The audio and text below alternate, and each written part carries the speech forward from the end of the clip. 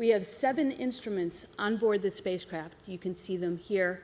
And they sample the Pluto system with everything we've got, from the ultraviolet to the visible, the infrared. We probe it with radio science.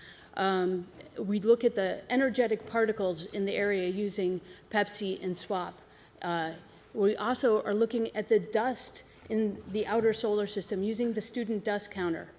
All of this science was designed to be complementary and comprehensive by this 7-instrument payload. So the instruments are fixed on the body of the spacecraft. So if we want to take an image of Pluto, we have to turn to point the cameras at Pluto. And so I want to show you the dance of the spacecraft as it goes through the Pluto system. There's a simulation I'd like to bring up now. This is the simulation of the sequence of commands that will be taking place over the 10 hours around closest approach. The spacecraft is in the foreground. The lines going from the spacecraft to the Pluto system show you what the instruments are looking at.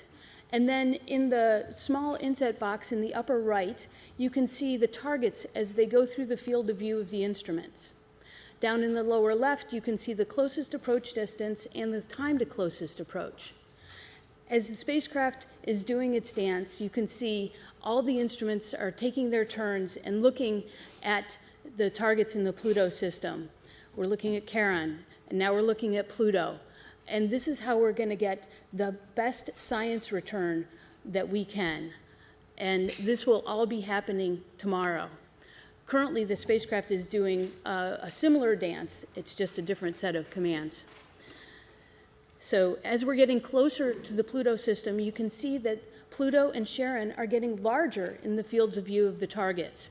Now we're near closest approach. Right here, we're taking data that if you could transport Central Park to Pluto, you would be able to identify the ponds in Central Park. That's the kind of resolution we'll be getting with those strip of observations by the high-resolution camera as we fly through closest approach. Then, after closest approach, we'll be watching the sun set behind and rise above Pluto. We'll be doing the same thing at Charon to understand and search to see if there's any remnant of an atmosphere around Pluto's large moon, Charon. And then, as we get further away from the system, we're going to look back and we're going to take images of the crescents, the lit crescents of Pluto and its moons, and we'll be searching for clouds and hazes in Pluto's atmosphere using these observations.